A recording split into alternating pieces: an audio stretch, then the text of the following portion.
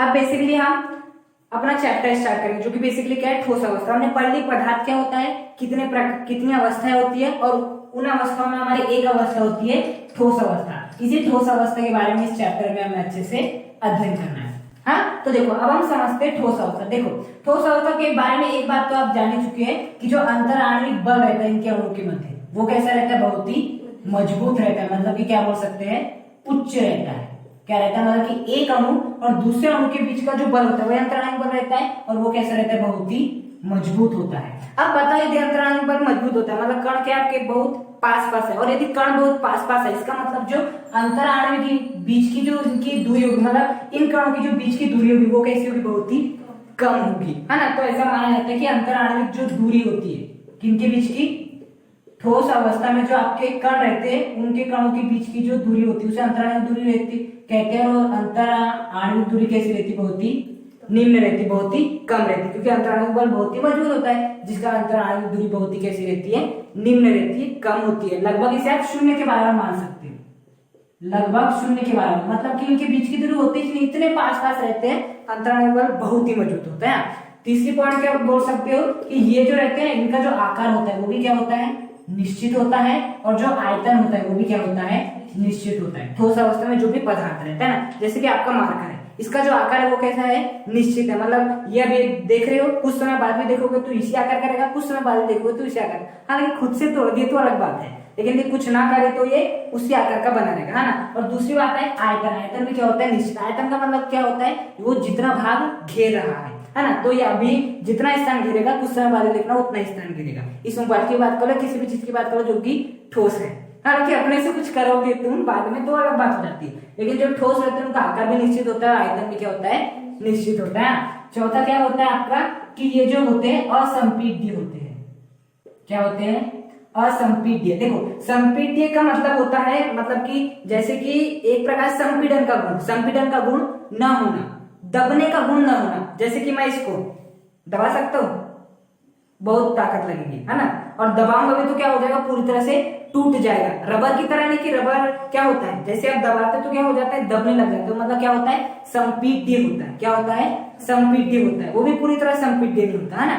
तो बेसिकली जो ठोस जितने भी रहते हैं वो कैसे होते हैं, असंपीड्य, अर्थात वो दबते नहीं है। ये बेसिकली इसके बारे में क्या हो गई, बात हो गई कि इनके मध्य अंतराणविक बल कैसा रहता है, बहुत ही उच्च रहता है, अंतराणविक दूरी बहुत ही निम्न रहती है, इनका जो आकार और आयतन रहता है वो निश्चित होता है, और इनमें संपीड़न का गुण नहीं पाया जाता है। मतलब कैसे होते हैं, ये असंपीड्य होते हैं। अब देखो बेसिकली हमें बात करना है ठोस अवस्था में जो भी पदार्थ रहते हैं, है ना, तो उनके प्रकार कितने रहते हैं। ठोसों के प्रकार के बारे में अब हमें बेसिकली अध्ययन करना है ना।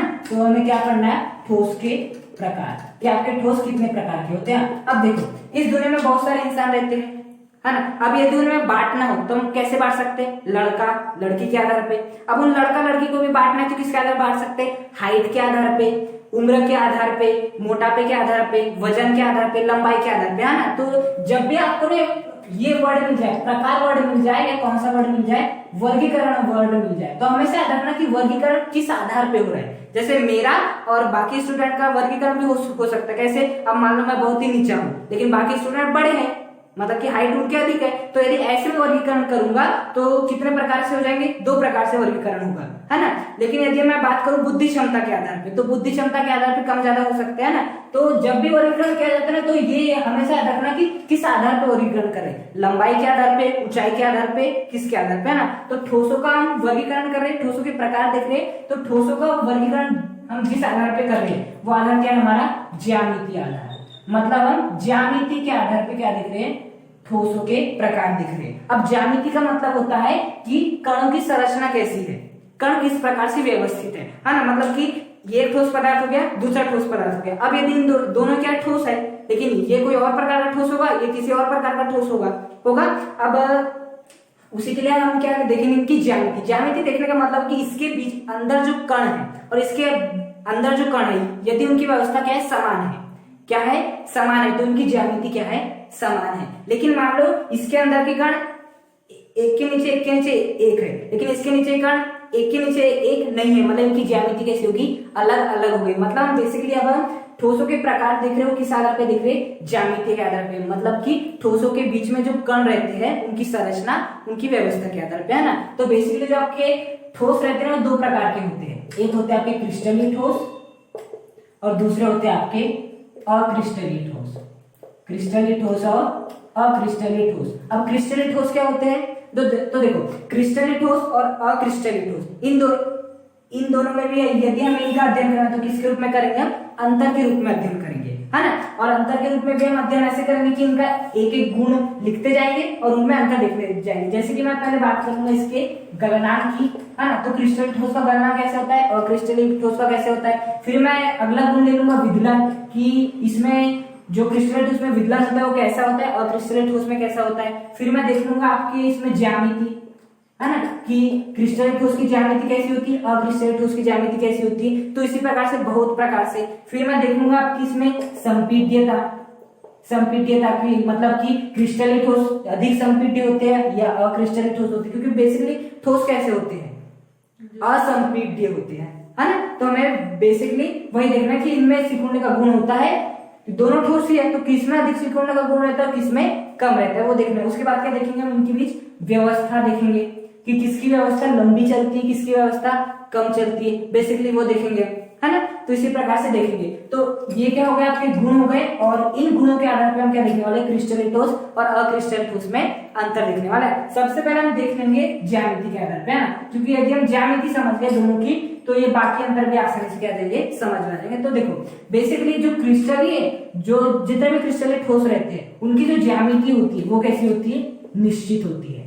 ज्यामिति कैसी होती है, निश्चित होती है। जबकि अक्रिस्टलीय ठोस की बात करूं तो जो ज्यामिति होती है वो कैसी होती है, अनिश्चित होती है। अब ज्यामिति निश्चित होने का मतलब क्या है कि जो कणों की जो संरचना है वो अच्छे से व्यवस्थित है, मतलब इसमें एक कण जो है और उसके नीचे जो दूसरा कण है, फिर जो तीसरा कण है, चौथा कण है, इस प्रकार जितने भी कण व्यवस्थित है उनकी एक निश्चित व्यवस्था है, ऐसे नहीं कि कहीं भी।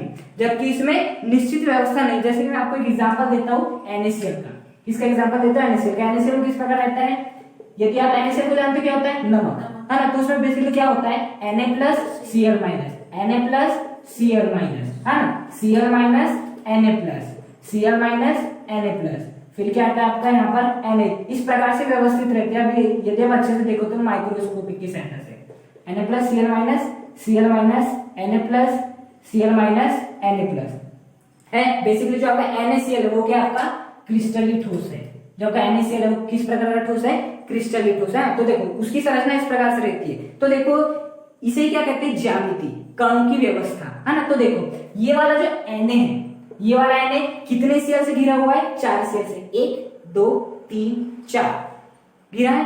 अब देखना ये वाला भी Na कितने Cl से घिरा है, 1 2 3 4, Na की बात होगी। अब Cl को देखो, ये वाला Cl भी 1 2 3 4, मतलब कि इसमें जो प्रत्येक कण है उसकी एक निश्चित ज्यामिति है, कि मतलब एक Na के चारों ओर आपको 4 Cl दिखेंगे, एक Cl के चारों ओर आपको 4 Na दिखेंगे। मतलब इनकी जो ज्यामिति होती है वो कैसी होती है, निश्चित। मतलब जो कणों की जो व्यवस्था होती है वो कैसी होती है, निश्चित होती है। किसमें, आपके क्रिस्टलीय ठोस में, है ना। तो यहाँ पर हम क्या लिख सकते हैं कि इनकी जो ज्यामिति होती है वो कैसी होती है, निश्चित होती है। उसके बाद यदि मैं बात करूं अक्रिस्टलीय ठोस की, तो जब भी आप क्रिस्टलीय ठोस पढ़ोगे ना तो हमेशा याद रखना इसका अच्छा एग्जांपल क्या है, रबर है। तो देखो बेसिकली रबर में जो संरचना रहती है ना कुछ इस प्रकार से रहती है आपकी, ये कहीं छोटे कण, फिर ऐसे कहीं कुछ भी रहते हैं ऐसा, मतलब कि निश्चित ज्यामिति नहीं होती ऐसा कहीं भी। जैसे यहाँ पर एक कण के चारों ओर Cl- से दिख रहे थे, लेकिन यहाँ पे ऐसा कुछ नहीं है, एक कण के चारों ओर कुछ भी है, फिर इस कण के चारों ओर कोई भी नहीं है, ऐसा। मतलब कि इसमें जो कणों की व्यवस्था होती है वो निश्चित नहीं होती है। अंडरस्टैंड कैसे भी, ये ऐसा बोल सकते हैं यादृच्छिक रूप से ये लोग व्यवस्थित रहते हैं, रैंडमली कहीं भी यादृच्छिक रूप से क्या होते हैं, व्यवस्थित होते हैं इसमें कण आपके, है ना। लेकिन इसमें निश्चित रूप से व्यवस्थित होते हैं, इसलिए जो उनकी ज्यामिति मानी जाती है वो कैसी मानी जाती है, अनिश्चित ज्यामिति मानी जाती है। क्या मानी जाती है, अनिश्चित ज्यामिति मानी जाती है। अब हम देखेंगे दूसरा आंसर क्या, गलनांक।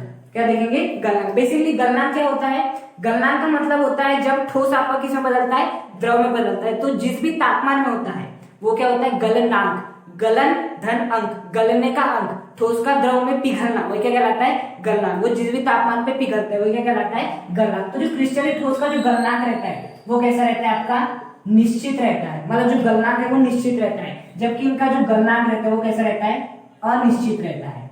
कैसा रहता है, अनिश्चित रहता है। मतलब कि मैं मान लेता हूँ आपका क्या है, क्रिस्टलीय ठोस NaCl है। अब जैसे मैं मान लेता हूँ कि NaCl को जैसे मैं क्या दूंगा, 25 डिग्री सेल्सियस तापमान दूंगा। जैसे मैं 25 डिग्री सेल्सियस तापमान दूंगा तो पूरा NaCl किसमें टूट जाएगा, द्रव पानी में बदलना स्टार्ट कर देगा। किसमें बदलना स्टार्ट कर देगा, पानी में बदलना स्टार्ट कर देगा। लेकिन यदि मैं बात करूं रबर की तो ऐसा कभी नहीं होता, है ना। बेसिकली जब आप ना किसी रबर को जला के देखना, है ना, तो जब आप मान लेते एक आपने टायर ली, टायर किससे बने होते हैं, रबर से, तो आप टायर लेना और उस टायर को क्या देना, 25 डिग्री सेल्सियस तापमान देना। तो ऐसा नहीं कि पूरा टायर एक साथ क्या होगा, जलने लगेगा, ऐसा कभी नहीं होगा। वो क्या होगा, कुछ भाग उसका कठोर रहेगा, कुछ भाग क्या होगा, पिघलने लगेगा, और कुछ भाग पूरी तरह से धुआं बन जाएगा। मतलब कि बोल सकते हैं कि जो इनका तापमान अक्रिस्टलीय ठोस का जो गलनांक होता है वो अनिश्चित होता है, निश्चित नहीं होता। बेसिकली अनिश्चित भी नहीं होता, एक रेंज के बीच में होता है, परास होती है। मतलब जैसे कि 25 से 50 डिग्री सेल्सियस, है ना, मतलब कि 25 से 50 डिग्री सेल्सियस के बीच में मैं तापमान दूंगा तो आपका पूरा टायर जलने लगेगा, ऐसा होता है बेसिकली, है ना। तो अक्रिस्टलीय ठोस में परास होती है, जबकि इसमें परास नहीं होती। इसमें बोलती 25 डिग्री सेल्सियस, जैसे कि पानी हो गया आपका, पानी 100 डिग्री सेल्सियस दिए पूरी तरह भाप में बदलना वो स्टार्ट कर देगा, है ना। लेकिन अक्रिस्टलीय ठोस में ऐसा नहीं होता। उसमें ऐसा नहीं कि 100 डिग्री सेल्सियस बोलते तो पूरा टायर जलना स्टार्ट करेगा, नहीं। 100 डिग्री सेल्सियस बोलेगा तो कुछ भाग कठोर बना देगा, कुछ भाग पिघलने लगेगा, कुछ भाग पूरी तरह से वहां से धुआं निकलने लगता है ना। जब हम इतना मतलब कि 25 से 50 डिग्री सेल्सियस, मैं ऐसे बता रहा हूँ, मतलब इनमें परास होती है ना। मतलब कि हम 25 से 50 डिग्री सेल्सियस तक यदि गर्म करते हैं तो पूरी तरह से जल जाएगा, कभी 25 कभी 30, तो इतना यदि तापमान मिलेगा तो धीरे धीरे करके पूरी तरह से जल जाएगा। तो अक्रिस्टलीय ठोस में जो आपका गलनांक है वो अनिश्चित होता है, वो एक परास के बीच में उनका निर्धारित होता है गलनांक। जबकि जो आपका क्रिस्टलीय ठोस होता है उनका क्या होता है, निश्चित होता है इनका। हाँ, ये तो होगा दूसरा। तीसरा होता है विदलन। देखो, विदलन का अर्थ होता है काटना। क्या होता है, काटना। आप क्या करना, पनीर को घर में लाना। किसे लाना, पनीर को घर में लाना और उसे काट के देखना कभी। तो काटोगे ना तो जो कटा हुआ भाग है वहां पे एकदम चिकनी सतह मिलेगी आपको। क्या मिलेगी, चिकनी सतह मिलेगी ना। तो वही होता है कि क्रिस्टलीय ठोस भी ऐसे रहते हैं। जैसे कि आप NaCl को लेना, NaCl को क्या करना, काटना, है ना। NaCl हालांकि नमक के रूप में रहता है, उसका एक कण भी बहुत ही छोटा रहता है, बहुत ही छोटा रहता है उसका एक कण। तो वो क्या होता है, NaCl होता है। तो उसे कभी काट के देखना, वो बराबर क्या हो जाएगा, चिकनी। जैसे आप काटोगे तो क्या हो, कट जाएगा, वो चिकनी सतह में विभक्त हो जाएगा। जैसे कि पनीर को काटने पर चिकनी सतह में हमें दिखने लगती है ना। तो बेसिकली जब हम क्रिस्टलीय ठोस का विदलन करते हैं तो क्या होता है, स्पष्ट विदलन होता है। क्या होता है, स्पष्ट रूप से विदलन होता है, मतलब स्पष्ट रूप से हमें कटा हुआ भाग दिखाई देता है, जैसे हम पनीर को काटते हैं। लेकिन यदि आप बात करो अक्रिस्टलीय ठोस की तो हमें अस्पष्ट होता है, मतलब स्पष्ट रूप से दिखाई नहीं देता। जैसे कि आप कभी रबर को काट के देखना तो आपको चिकनी सतह नहीं मिलने वाली, वहां खुरदुरी सतह मिलेगी थोड़ी थोड़ी, है ना। तो बेसिकली जो आपका अक्रिस्टलीय ठोस होते हैं उनमें जो विदलन होता है वो कैसा होता है, अस्पष्ट रूप से होता है, स्पष्ट रूप से नहीं होता, जबकि इसमें स्पष्ट रूप से होता है। चौथा क्या था आपका, चौथा था संपीड्यता। क्या था चौथा, संपीड्यता। हाँ, अब यहाँ पर देखना, संपीड्यता का मतलब क्या होता है, दबने का गुण। अब बताओ, जो आपका मतलब क्रिस्टलीय ठोस की जो ज्यामिति होती है वो कैसी होती है, निश्चित होती है। मतलब जो कण होते हैं वो निश्चित रूप से व्यवस्थित होते हैं। अब बताओ, यदि कण निश्चित रूप से व्यवस्थित है ना, मतलब कि क्या है, ये मजबूत है। जबकि इसमें कण आपके निश्चित रूप से व्यवस्थित नहीं, मतलब कि क्या है, मजबूत नहीं है ना। तो इसीलिए इन्हें क्या होता है, यदि मैं दबाने जाऊंगा क्रिस्टलीय ठोसों को तो क्या दब पाएंगे, नहीं दब पाएंगे, लेकिन ये दब जाएंगे, है ना। तो बेसिकली ये क्या होते हैं, असंपीड्य होते हैं। क्या होते हैं, ये असंपीड्य होते हैं। जबकि ये इसके तुलना में क्या होते हैं, संपीड्य होते हैं। क्या होते हैं, दब जाते हैं। और कारण क्या है, ज्यामिति अनिश्चित होती है, मतलब कण व्यवस्थित रूप से व्यवस्थित नहीं होते हैं, स्पष्ट रूप से व्यवस्थित नहीं होते, जिसके कारण इन्हें दबाया जा सकता है। जबकि ये निश्चित रूप से व्यवस्थित होते हैं, जिसके कारण इन्हें दबाया नहीं जा सकता, इसलिए असंपीड्य होते हैं और ये संपीड्य होते हैं। अब देखना व्यवस्था, इनकी जो व्यवस्था होती है ना क्रिस्टलीय ठोसों की, वो कैसी होती है, दीर्घ परासरी होती है। कैसी होती है, दीर्घ परासरी। और इनकी व्यवस्था कैसी होती है, अल्प परासरी, है ना। अब बेसिकली अल्प परासरी दीर्घ, देखो दीर्घ का मतलब समझ में आ रहा था क्या होगा कि लंबा, है ना। और अल्प का मतलब होता है कि छोटा। परास का मतलब होता है रेंज, कहां तक है। जैसे कि आप कोई मतलब जब भी जहां भी आप जाते हो, कुछ खरीदने जाते हो, मान लो कोई फ्रॉक खरीदने जा रहे हो, है ना, तो बेसिकली आपको वो पूछता है कि कहाँ तक की चाहिए, कितनी रेंज तक की चाहिए। हम बोलते हैं 300 से 400, 1000 से 2000, 10,000 से 20,000 के बीच में चाहिए, ऐसे ना। तो बेसिकली परास का मतलब वही होता है, रेंज, है ना। तो मतलब कि इनकी जो रेंज होती है ना क्रिस्टलीय ठोसों की, वो कैसी रहती है, जो रेंज होती है वो बहुत अधिक होती है, जबकि इनकी रेंज क्या होती है, बहुत ही कम होती है ना। तो देखो बेसिकली इसका भी कारण इसकी ज्यामिति है ना। देखना जब भी एक मिस्त्री क्या बनाता है, घर बनाता है, तो देखना वो जो ईंट व्यवस्थित करता है ना, कैसे करता है, एक ईंट यहाँ रखेगा, फिर एक ईंट यहाँ, फिर एक ईंट यहाँ, इस प्रकार से व्यवस्थित करता है ना। कभी दीवार को देखना, इस प्रकार से वो एक निश्चित क्रम में व्यवस्थित करता है ना। जिसके कारण देखना जो दीवार है बहुत ही लंबी बनती है। कभी देखना वो जो सूत जानते क्या होता है, सूत वो एक प्रकार की रस्सी रहती है और उस रस्सी में कुछ गोल गोल लगा रहता है। तो बेसिकली ना वो सूत जो रहता है, वो सूत उचित रूप से वो क्यों लाता है, ताकि ईंटों को ऐसे व्यवस्थित कर सके। थोड़ा सा भी पता है, ये जो आपका सूत्र मतलब थोड़ी सी भी रस्सी ऊपर नीचे हो जाती है ना, तो आपकी दीवार खड़ी नहीं होती। इसलिए देख रहा हूँ एक उसका ध्यान रखता है, कई बार वो पानी भी भरता है क्या, तो कौन से नए नए वो तरीके लाता है। तो बेसिकली वो सूत का मिलान करता है कि जो सूत होने चाहिए वो क्या होने चाहिए, बराबर उसके होनी चाहिए, ताकि आपकी दीवार बहुत ही लंबी बन सके, क्या हो सके, बहुत ही लंबी बन सके, है ना। तो जो आपका क्रिस्टल ठोस होते हैं उसकी ज्यामिति कैसी होती है, निश्चित, मतलब कि जो आपका क्रम रहता है कणों की व्यवस्था वो कैसी रहती है, निश्चित रहती है। तो क्या चलेगी, बहुत दूर तक जाएगी, है ना। अब मान लो जो आपकी दीवार है उसने नहीं सूत लाया, नहीं बस लगाते जा रहा है एक के ऊपर एक के ऊपर एक, तो ज्यादा देर तक रुकने वाली नहीं, रुकने वाली, कुछ समय बाद गिर जाएगी, ज्यादा लंबी बन नहीं सकती, है ना। तो बेसिकली जो अक्रिस्टल ठोस है उनकी ज्यामिति कैसी रहती है, निश्चित नहीं होती है, कणों की व्यवस्था निश्चित रूप से नहीं रहती, अनिश्चित रहती, इसलिए अल्प परासीय होते हैं, मतलब अल्प रेंज के होते हैं, जबकि ये दीर्घ परासारी होते हैं। ये जो होते हैं वो कैसे ठोस होते हैं, वास्तविक ठोस होते हैं। कैसे ठोस होते हैं, वास्तविक ठोस होते हैं, जबकि ये कैसे ठोस होते हैं, आभासी ठोस होते हैं। कैसे होते हैं, आभासी। बताओ बेसिकली ठोस क्या होते हैं, ठोस वे होते हैं जिनके अणुओं के मध्य अंतराल एक बार मजबूत होता है और जो व्यवस्था होती है वो कैसी रहती है, निश्चित रहती है ना। पढ़े थे ना, आकार आयतन निश्चित होता है। तो बताओ क्रिस्टलीय ठोस के भीतर ये सभी गुण पाए जाते हैं, इसलिए वास्तविक ठोस है। लेकिन ये ठोस होते हुए भी क्या निश्चित क्रम रखता है, नहीं रखता है। क्या आकार निश्चित है, आयतन निश्चित है, नहीं निश्चित, इसलिए इन्हें क्या समझते हैं, हम आभासी ठोस समझते हैं, और इन्हें क्या समझते हैं, हम वास्तविक ठोस समझते हैं। अब हम बात करेंगे 7 पॉइंट, जो कि हमारा शीतलन वक्र।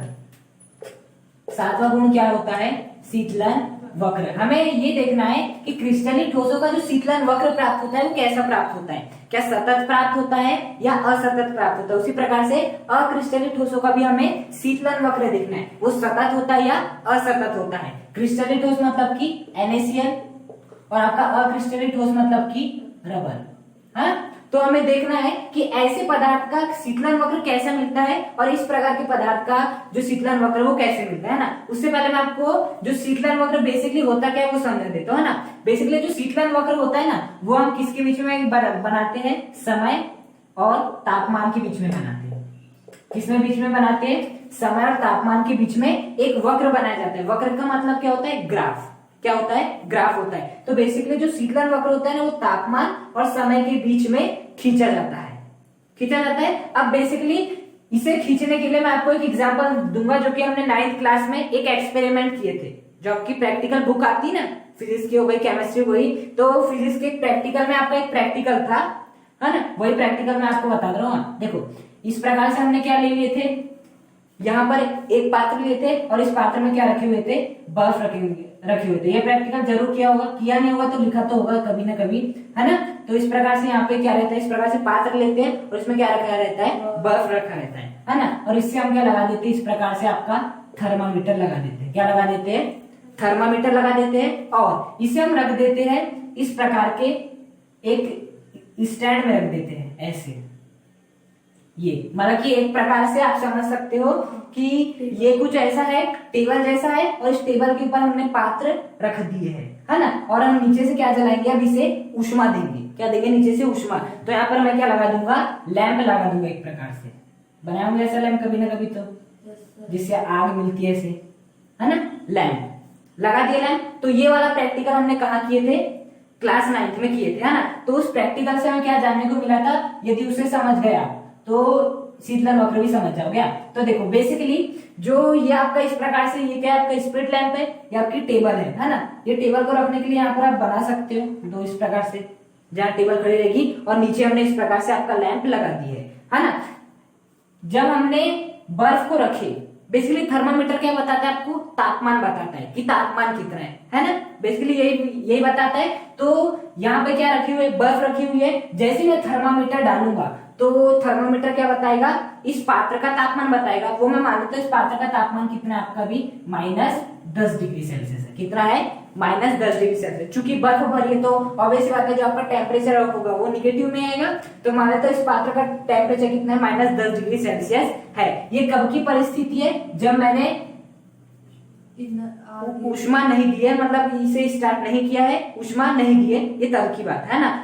तब आपका तापमान कितना था, -10 डिग्री सेल्सियस था। लेकिन जैसे मैं क्या करता हूँ, जैसे स्पिरिट लैंप को क्या करता हूँ, स्टार्ट करता हूँ, तो मैं क्या देखता हूँ कि ये जो तापमान है, अब बताओ जैसे मैंने इसे ऊष्मा दूंगा, जैसे मैं ईंधन जलाऊंगा तो ये जो बर्फ होगा वो क्या करेगा, पिघलना स्टार्ट करेगा। क्या करेगा, पिघलना स्टार्ट करेगा। अब बताओ पिघलेगा क्यों, क्योंकि जैसे मैंने स्पिरिट लैंप चालू किया तो तापमान क्या होगा, बढ़ेगा। अब तापमान बढ़ेगा तो बर्फ क्या हो जाएगी, पिघल जाएगी। तो मैं जैसे मैंने चालू किया, मैं मान लेता हूँ तापमान कितना हो गया, -9 डिग्री सेल्सियस। फिर तापमान कितना हो गया, -8 डिग्री सेल्सियस। देखो तापमान बढ़ रहा है ना, पहले -10 था, अब -9 -8 बढ़ रहा है तापमान। फिर कितना हो जाएगा आपका, -7 डिग्री सेल्सियस, फिर -6 डिग्री सेल्सियस। ऐसे करते करते कितना हो जाएगा, -1 डिग्री सेल्सियस।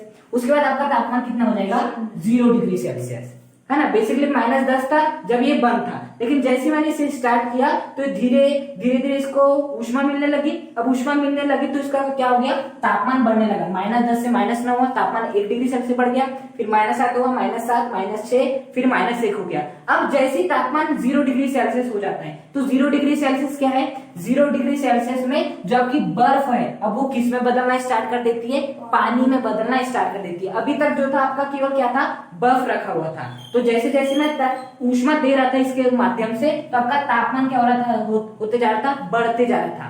तापमान क्या होते जा रहा था, बढ़ते जा रहा था। आपका बढ़ रहा था तापमान आपका 10 से 9, 9 से 8। देखो माइनस में जो छोटी वैल्यू होती है वो बड़ी होती है बड़ी वैल्यू से, है ना। तो -10 -9 में कौन बड़ा है, -9। तो जैसे मैं ऊष्मा दूंगा तो तापमान भी क्या होने लगा है, आपका बढ़ने लगा है। और जैसे ही तापमान 0 डिग्री सेल्सियस हो गया, अब जो बर्फ होगा वो किस में बदलना स्टार्ट करता है, पानी में बदलना स्टार्ट करता है। क्यों, क्योंकि 0 डिग्री सेल्सियस क्या होता है, उसका गलनांक होता है। बेसिकली क्या होता है, गलनांक। और गलनांक क्या अवस्था होती है, जिसमें ठोस पदार्थ पिघलना स्टार्ट करता है।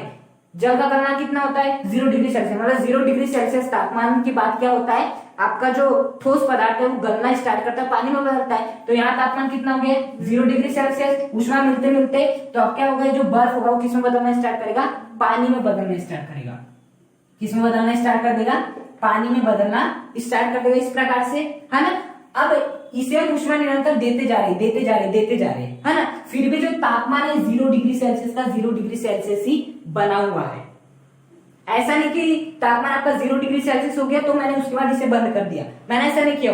जैसे आपका तापमान 0 डिग्री सेल्सियस हुआ तब भी ये चालू था, लेकिन तब भी चालू था। और जो बर्फ थी वो किसमें बदल रही थी, पानी में बदल रही थी। अब बताओ बर्फ कौन सी अवस्था होती है, ठोस अवस्था। पानी कौन सी होती है, द्रव अवस्था। तो ठोस अवस्था से द्रव अवस्था आ रही है, मतलब कि यहाँ पर क्या हो रहा है, आपका अवस्था परिवर्तन हो रहा है। क्या हो रहा है, अवस्था परिवर्तन, है ना। तो 0 डिग्री सेल्सियस पे आगे क्या हो रही है, आपकी अवस्था परिवर्तन हो रहा है। मैं फिर भी इसे ऊष्मा दे रहा हूं, फिर भी आपका तापमान 0 डिग्री सेल्सियस का 0 डिग्री सेल्सियस ही बना हुआ है। और ये कब तक बना रहता है, जब तक कि पूरी बर्फ किस में नहीं बदल जाती, पानी में नहीं बदल जाती, तब तक तापमान 0 डिग्री सेल्सियस का 0 डिग्री सेल्सियस बने रहता है, बढ़ता नहीं। हालांकि मैं ऊष्मा अभी भी दे रहा हूँ, ऊष्मा निरंतर मैं दे ही रहा हूँ, है ना। देखो पहले -10 था, मैंने ऊष्मा देना स्टार्ट किया तो -9 हुआ, -8, -7, धीरे धीरे बढ़ रहा था। जैसे 0 डिग्री सेल्सियस हुआ, तापमान बढ़ना अपने आप रुक गया, और क्या होने लगी, अवस्था परिवर्तन, मतलब बर्फ से जल बनने लगा। और ये आपका तापमान 0 डिग्री सेल्सियस कब तक बना रहा, जब तक कि आपकी जो पूरी बर्फ थी वो किसमें नहीं बदल गई, पानी में नहीं बदल गई। अब पूरी तरह से पानी आ गया बर्फ के स्थान पे, अब फिर से आपका, हम तो ऊष्मा निरंतर दे रहे, अब आपका तापमान बदलना स्टार्ट होता है। 0 डिग्री सेल्सियस मैं माने तो कितना रहता है, 1 degree Celsius, 10 degree Celsius, 20 degree Celsius, 30 degree Celsius, इसी प्रकार से 90 डिग्री सेल्सियस, और जैसे क्या हो जाता है आपका 100 डिग्री सेल्सियस हो जाता है है ना। अब बताओ 100 डिग्री सेल्सियस क्या होता है, जिसमें जो पानी है वो क्या बदलने लगता है, भाप में बदलने लगता है। मतलब यहाँ से जो आपका द्रव अवस्था में पानी था वो किसमें बदलने लगता है, गैसीय अवस्था में। तो यहाँ भी देखा जाता है कि 100 डिग्री सेल्सियस पे क्या होता है आपका अवस्था परिवर्तन। अवस्था क्या होती है, परिवर्तित होती है। द्रव से किसमें होती है, गैस में होती है। तो यहाँ पर भी क्या देखा गया कि जब तक जो आपकी पूरी गैस, जो पूरी आपका द्रव था, जब तक वो पूरी तरह से गैस में नहीं बदल गया तब तक आपका तापमान 100 डिग्री सेल्सियस ही बना रहा। हम ऊष्मा तो दे रहे ऊष्मा दे रहे, लेकिन तापमान 100 डिग्री सेल्सियस ही कब तक है, जब तक कि जो पूरा पानी है किसमें नहीं बदल जाता, भाप में नहीं बदल जाता है ना। यहाँ पर भी पहले -10 था, धीरे धीरे हमने ऊष्मा दी। ऊष्मा देना हमने एक बार स्टार्ट की ना, फिर कभी रोकेंगे। तो -10 से -9, 8, 7, 6, जैसे 0 डिग्री सेल्सियस हुआ तो अपने आप ऊष्मा तो हम दे रहे लेकिन तापमान बढ़ना रुक गया। और वो क्यों रुका, क्योंकि बेसिकली जब तक वो तब तक के लिए रुका जब तक कि आपका पूरी तरह से जो आपका ठोस था, बर्फ था, वो क्या किसमें बदल जाता, पानी में बदल जाता। और जैसे ही बदल गया उसके बाद से हम तो ऊष्मा निरंतर ही दे रहे, तो आपका तापमान फिर बढ़ते गया, फिर क्या गया 100 डिग्री सेल्सियस। 100 डिग्री सेल्सियस पे आके तापमान फिर रुक गया। अब इसका कारण क्या था, मतलब और ऐसा कब तक हो रहा था, ऐसा तब तक हो रहा था जब तक कि आपका जो पूरा द्रव है वो किसमें नहीं बदल जाता, भाप में नहीं बदल जाता। अब जैसे पूरा भाप में बदल गया, फिर से हम तो ऊष्मा निरंतर दे ही रहे, रोके नहीं हमने। हालांकि तापमान रुक गया बदलना तो कुछ देर के लिए, लेकिन हमने रोके नहीं। जैसे पूरी तरह से भाप में बदल गई, फिर से तापमान बढ़ने लगा, 110 degree Celsius, 120 degree Celsius, 130 degree Celsius, ऐसे बढ़ने लगा, है ना। तो बेसिकली अब हमें जानना है कि जब हम अवस्था परिवर्तन की स्थिति में आते हैं, जब हम अवस्था परिवर्तन की स्थिति में आते हैं तो तापमान आपका बढ़ना क्यों जाता है, जबकि तो हम ऊष्मा निरंतर देते हैं। जब हम ऊष्मा निरंतर देते हैं तो आपका तापमान भी क्या होना चाहिए, बढ़ना चाहिए। लेकिन यहाँ पर देखो 0 डिग्री सेल्सियस का 0 डिग्री सेल्सियस बना हुआ था अवस्था परिवर्तन के समय। यहाँ पर भी जब अवस्था परिवर्तन हुई तो 100 का 100 बना था। जैसे देखो 90 डिग्री सेल्सियस था तो 90 के बाद जस्ट 91 हो गया, ऊष्मा निरंतर में थी। लेकिन 100 डिग्री सेल्सियस होती है, ऐसा क्या हुआ कि अब इसका हम ऊष्मा तो दे रहे लेकिन तापमान नहीं बढ़ रहा है। तो इसका कारण जैसे जान जाएंगे ना तो आपको शीतलन वक्र भी अच्छे से समझ में आ जाएगा बेसिकली, है ना। तो देखो, है ना, तो यदि मैं इसका ग्राफ, पहले इसका कारण जान लेते हैं उसके बाद क्या देखेंगे, ग्राफ देखेंगे, है ना। तो देखो बेसिकली जो ऊष्मा रहती है उसके बहुत सारे कार्य रहते हैं। पहली बात तो तापमान को भी बढ़ाती है, और दूसरा वो अवस्था परिवर्तन में भी मदद करती। तो देखो क्या हुआ था, पहले इसका तापमान कितना था, -10 डिग्री सेल्सियस था।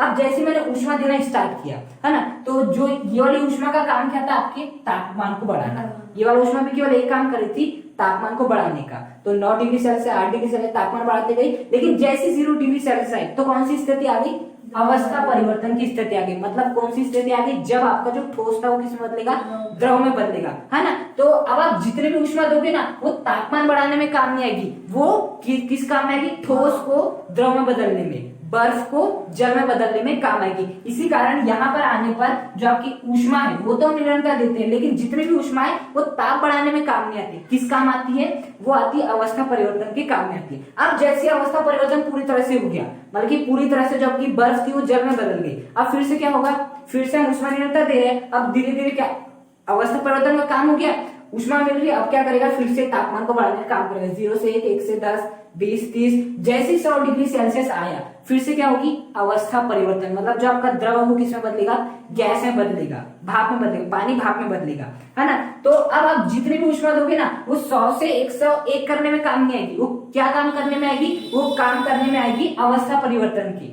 जब तक कि पूरी तरह से अवस्था परिवर्तन नहीं हो जाता तब तक आपको जितनी भी ऊष्मा मिलेगी वो किस काम में आएगी, अवस्था परिवर्तन के काम में आएगी। अब जैसी अवस्था परिवर्तन हो गई आपको क्या देखने मिलेगा, तापमान बढ़ने लगेगा। मतलब कि पहले हमने जब ऊष्मा देना स्टार्ट की तो ये वाली ऊष्मा केवल तापमान को बढ़ाने का काम करी थी, लेकिन जैसी अवस्था परिवर्तन की स्थिति आई तो ये वाली जितनी भी हम ऊष्मा देते वो तापमान को नहीं बढ़ा रही थी, वो अवस्था परिवर्तन करने में सहायता दे रही थी। यहाँ पर भी वो तापमान को बढ़ाने में मदद कर रही थी पहले, लेकिन जैसी अवस्था परिवर्तन की स्थिति आई तो अब जितने भी हम ऊष्मा देते वो ऊष्मा किस काम में आएगी, तापमान को बढ़ाने में काम में नहीं आएगी, वो अवस्था परिवर्तन के काम में आएगी। और जैसे अवस्था परिवर्तन हुई फिर से आपका क्या हो जाएगा, 110, 120, 130 डिग्री सेल्सियस हो जाएगा।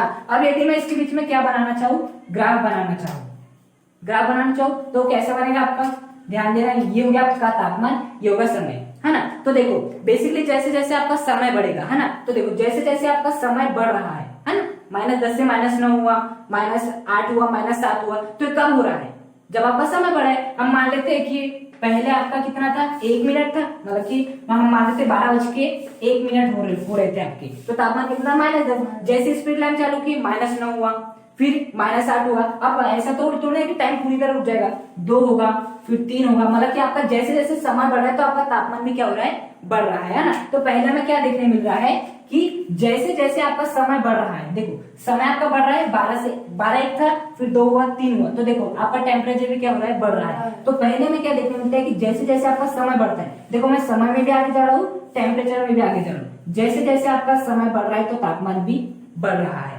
लेकिन यहाँ पर आते ही 0 डिग्री सेल्सियस पे आते ही क्या देखने मिल गया कि जो ऊष्मा तो मिल रही है, क्या हो रही है, ऊष्मा तो मिल रही है, लेकिन आपका तापमान नहीं बढ़ रहा है। मतलब कि आपका समय तो बढ़ रहा है। देखो जैसे तापमान 0 डिग्री सेल्सियस हुआ तो मैं मान लेता हूं कि आपका टाइम कितना हो गया, 12:10 हो गया, टाइम कितना हो गया, 12:10 हो गया। अब फिर भी स्पीड लाइन चालू है, ऊष्मा इसे निरंतर मिलती जाएगी, लेकिन वो पूरी ऊष्मा किस काम में आएगी, अवस्था परिवर्तन के काम में आएगी। मतलब अब समय तो बढ़ेगा लेकिन आपका तापमान 0 का 0 ही बने रहेगा। मतलब आपको ग्राफ कैसे देखने मिलेगा, ऐसे देखने मिलेगा, क्योंकि आपका समय तो बढ़ेगा, 12, 10, 11 होगा, फिर 12 होगा, 13 होगा, आपका समय तो बढ़ेगा। देखो समय बढ़ भी रहा है, लेकिन जो आपका टेम्परेचर था पहले इतना था, अभी भी यहाँ पर भी देखे तो इतना ही है, यहाँ पर भी देखे तो इतना ही है, लेकिन आपका तापमान क्या बना है, 0 डिग्री सेल्सियस ही बना हुआ है। अब जैसे पूरी तरह से क्या हो गई, अवस्था परिवर्तन हो गई पूरी तरह से अवस्था परिवर्तन। तो देखो जो आपका तापमान है फिर से बढ़ना स्टार्ट के समय के साथ, तो फिर से आपका जो समय बढ़ेगा तो आपका तापमान भी बढ़ेगा। देखो 1, 10, 20, 30 इस प्रकार से बढ़ रहा है। तो जैसे जैसे आपका समय बढ़ रहा है तो आपका तापमान भी क्या हो रहा है, बढ़ रहा है। देखो समय बढ़ रहा है आपका, तो आपका तापमान भी क्या हो रहा है, बढ़ रहा है। लेकिन हम देखते हैं कि जैसे 100 डिग्री सेल्सियस होता है उसके बाद समय तो बढ़ता है लेकिन तापमान नहीं बढ़ता है, वो 100 का 100 ही बना रहता है। मतलब कि हम ऐसा बोल सकते हैं यहाँ में 100 डिग्री सेल्सियस प्राप्त हो गया, उसके बाद समय तो बढ़ रहा है आपका। देखो समय आगे जा रहा है ना, इसका मतलब समय तो आगे जा रहा है लेकिन तापमान अभी भी, यहाँ पर भी देखे तो इतना ही है, यहाँ पर भी देखे तो इतना ही है, यहाँ पर भी देखे तो इतना ही है ना। तो बेसिकली आपका समय तो बढ़ रहा है लेकिन तापमान नहीं बढ़ रहा है। फिर से जैसे अवस्था परिवर्तन पूरा होगा फिर से समय के साथ आपका तापमान क्या होते जाएगा, बढ़ते जाएगा। क्या होते जाएगा, तापमान बढ़ते जाएगा। लेकिन तापमान बढ़ेगा, समय भी बढ़ा है, तापमान बढ़ेगा, लेकिन फिर क्या आएगी, एक ऐसी अवस्था आएगी जिसमें अवस्था परिवर्तन की स्टेज होगी और फिर से आपका क्या हो जाएगा, ये नियत हो जाएगा इसे। तो ये बेसिकली क्या होता है, ये शीतलन वक्र नहीं है, लेकिन शीतलन वक्र इसी प्रकार से कुछ होता है। ये ग्राफ समझ में आया ना। तो ये हमें क्लास 9 में प्रैक्टिकल कराया जाता है। और हमें किस बात के लिए कराया जाता है, ये हमें बस एक छोटी सी बात सिखाने के लिए कराया जाता है कि जब भी अवस्था परिवर्तन की स्थिति आती है तब आपका तापमान नहीं बढ़ता है, हम चाहे ऊष्मा जितनी भी बढ़ा ले। तो इसी छोटी सी बात को समझाने के लिए ये वाला आपको प्रैक्टिकल कराया जाता है। और उसका जो ग्राफ रहता है वो कुछ इस प्रकार से बनता है। अब शीतलन वक्र का है, देखो शीतलन एक शब्द से बना है, शीतल शब्द से बना। शीतल शब्द का अर्थ क्या होता है, ठंडा। मतलब कि अब हमें क्या करना पड़ेगा, अभी हम तापमान को क्या कर रहे थे, बढ़ा रहे थे, तो हमें ग्राफ ऐसे मिला।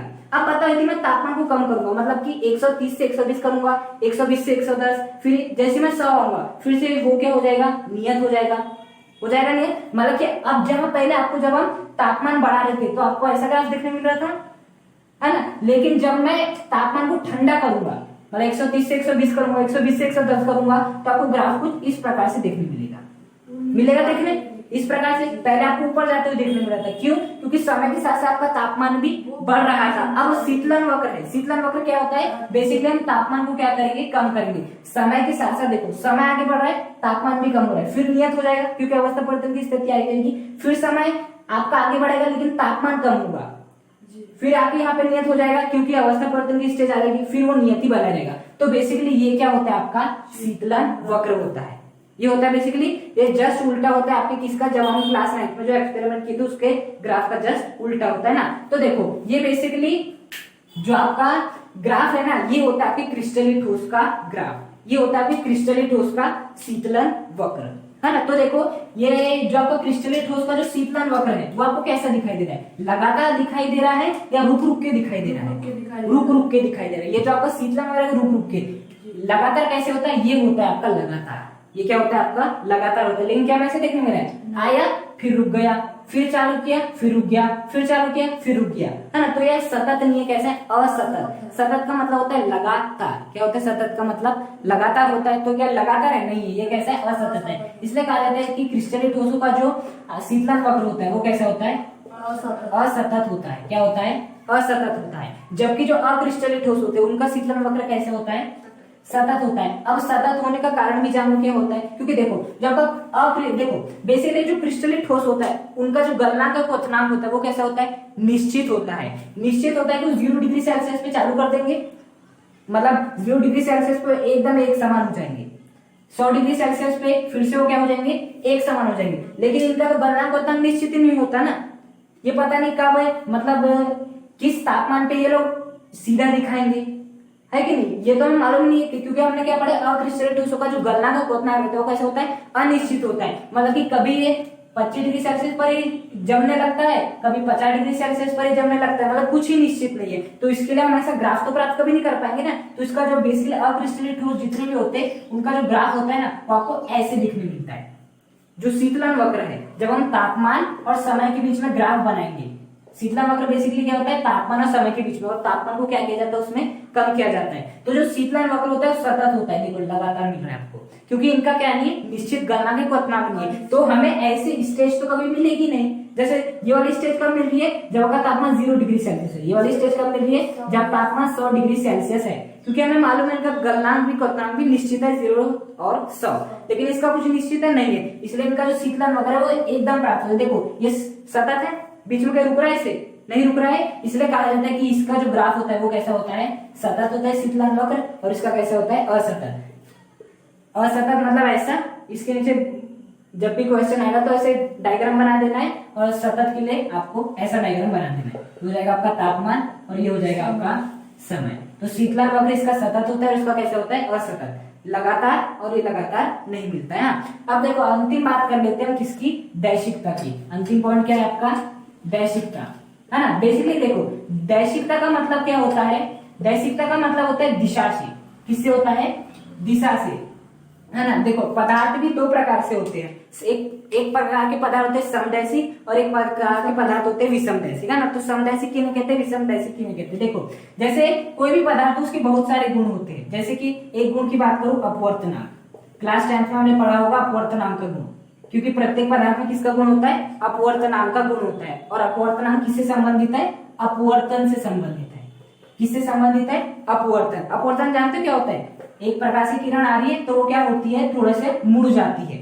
परावर्तन क्या होता है, परावर्तन आई और चले गए। तो ना अपवर्त से संबंधित जो अंक होता है उसे क्या कहते हैं, अपवर्तनांक। ये पदार्थ के बहुत सारे ऐसे गुण होते हैं, तो उनमें जो एक कण है वो क्या है, आपका अपवर्तनांक है अपवर्तनांक, उनमें गुण। तो देखो जब क्या होते हैं, पदार्थ में जो बहुत सारे गुण, पदार्थ में जो विभिन्न गुण रहते हैं, मैंने केवल एक ही गुण लिया अपवर्तनांक, ऐसे बहुत सारे गुण होते हैं, जब वो अलग अलग दिशाओं में पाए जाते हैं तो उन्हें कैसे कहा जाता है, विषमदैशिक। और जब आपके एक ही प्रकार के गुण, मतलब कि अलग अलग गुण एक ही दिशा में पाए जाते हैं तो उन्हें क्या कहते हैं, विषमदैशिक, मतलब समदैशिक कहते हैं। जब अलग अलग गुण अलग अलग दिशाओं में पाए जाते हैं तो उन्हें विषमदैशिक, और जब अलग अलग गुण एक ही दिशा में पाए जाते हैं तो उन्हें क्या कहते हैं, समदैशिक। एक ही दिशा में समदैशिक और अलग अलग दिशाओं में विषमदैशिक। तो बेसिकली जो आपके क्रिस्टलीय ठोस होते हैं वो कैसे होते हैं, विषमदैशिक होते हैं, और ये जो होते हैं वो कैसे होते हैं, आपके समदैशिक होते हैं। अब इसका कारण क्या, बेसिकली इसे समझने के लिए हम NaCl के क्रिस्टल का एग्जांपल ले लेते हैं। देखो Na+ मतलब कि बेसिकली क्रिस्टल ठोस क्या होता है, NaCl का अच्छा होता है। तो इसकी संरचना देखते हैं क्या कैसी होती है, Na+Cl-, Na+Cl-, Cl-, Na+, Cl-, Na+, यहाँ आ जाएगा Na+Cl-, Na+Cl-, यहाँ हो जाएगा आपका Cl-, Na+, Cl-, Na+, ये हो गया आपका क्रिस्टल ठोस। अब देखो बेसिकली आप क्या करना, यदि आप ऐसे देखोगे, चलो हम क्या करते हैं, अपवर्तनांक के आपका गुण है और उस गुण को हम इस दिशा से देखने का प्रयास करते हैं, मतलब कि ऐसे नीचे से देखने का प्रयास करेंगे। जो आपकी आंख होगी इस बार नीचे होगी, मतलब ऐसे, है ना। तो ऐसे देखने का प्रयास करते हैं, तो देखना है किस प्रकार से दिखाई देते हैं। देखो जब हम ऐसे देखने का प्रयास करते हैं, मतलब नीचे से ऊपर देखने का प्रयास करते हैं, तो देखो क्या देखने मिलता है, Na+ आता है, फिर Cl-, Na+Cl-, मतलब इस दिशा से देखने पर हमें Na+Cl-, Na+Cl-, है ना। Cl minus Na plus Cl minus Na plus दिखाई दे रहे हैं। अब इस दिशा से देखो वाला, ये वाली जो आपकी दिशा रहेगी ऐसे, देखो ये लगभग वही है, मैंने सीधी लाइन खींचा लगभग वही है ना। ये अब ये वाली दिशा से देखो Cl minus Cl minus Cl minus Cl minus, इधर से देखो Na plus Na plus Na plus.